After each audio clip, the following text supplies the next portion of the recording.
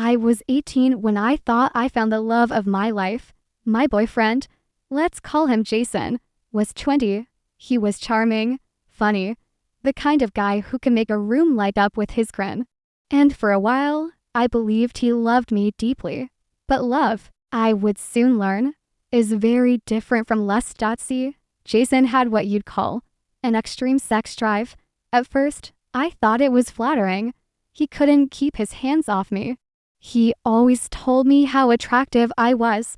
He wanted me badly. And honestly, in the beginning, it felt good to be wanted like that. But there's a difference between wanting someone and respecting someone. I've always been a private person. I like to sleep clothed. I like my space. And while I enjoy intimacy, I need it on my terms when I feel comfortable, when I feel safe, especially because, and this is hard for me to admit, just months before Jason, I had been assaulted by an ex. It was violent, traumatic, and left me with scars that ran deeper than anyone could see. I even had to go through the pain of an abortion because of it. Jason knew all of this. He promised me patience, love, and healing, but promises are cheap when they're not backed by action. Because the truth, Jason didn't care about healing me. He only cared about getting what he wanted when he wanted it. At first, it was subtle, a hand on my thigh, a playful kiss that lingered too long. But soon it became constant. He'd touch me when I told him no. He'd whisper crude things in my ear when all I wanted was to cuddle. If I said I wasn't in the mood, he'd pout and sulk like a child, saying, "So my own girlfriend isn't attracted to me." Do you know how crushing that feels? To love someone, to truly love them, but have them turn your boundaries into evidence that you don't care, and it didn't stop there. Even over FaceTime, when he was out of state for 2 weeks, he'd push me, pop a titty. He'd say, "Show me your pussy." If I didn't comply, he'd guilt trip me. And when I gave in just a kiss, just some touching, he'd demand more, always more. I was drowning. My trauma made me crave control, safety, comfort. But with Jason, every moment was pressure. Pressure to strip, pressure to touch, pressure to perform. And the worst part, I started blaming myself. I thought maybe I wasn't good enough. Maybe I wasn't girlfriend material if I couldn't keep up with his insane drive. But the truth, Jason wasn't loving me. He was consuming me. The breaking point came one night after he returned from his trip. I wanted nothing more than to just be with him, watch a movie, laugh, reconnect like normal couples do.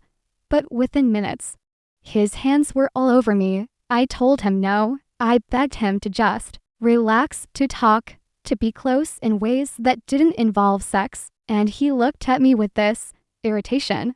Fine, he snapped. I'll just jerk off then. And he did, right there, angrily, like it was punishment for not giving him what he wanted.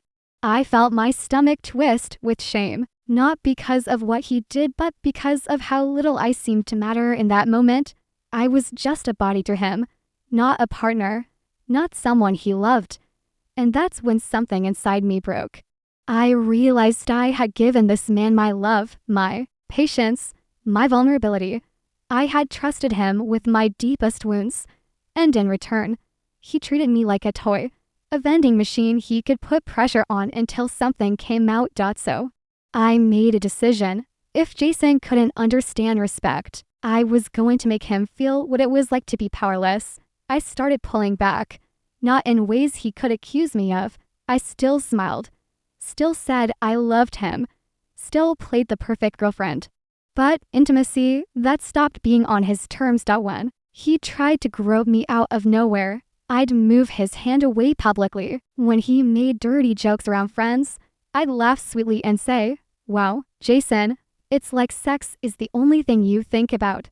Kind of pathetic, don't you think?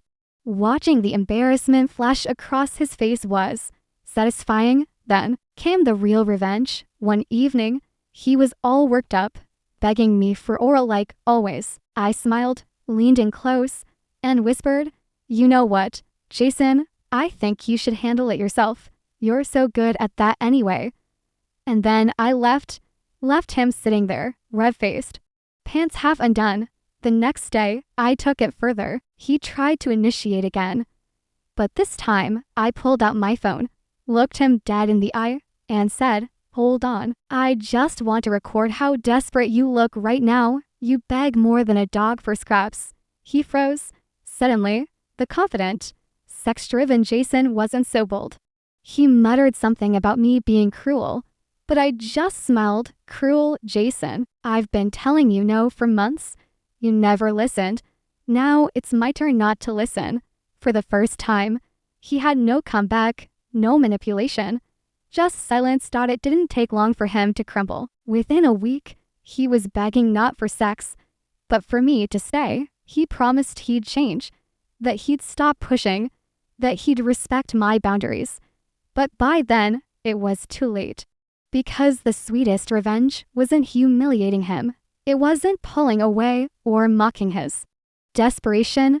The real revenge was walking away with my dignity intact, leaving him to realize that no amount of begging, no amount of pressure would ever get me back. Jason lost not just his girlfriend, he lost the one person who truly loved him. Scars and all, because he couldn't see me as anything more than an object. Sometimes revenge isn't about grand schemes or elaborate plans.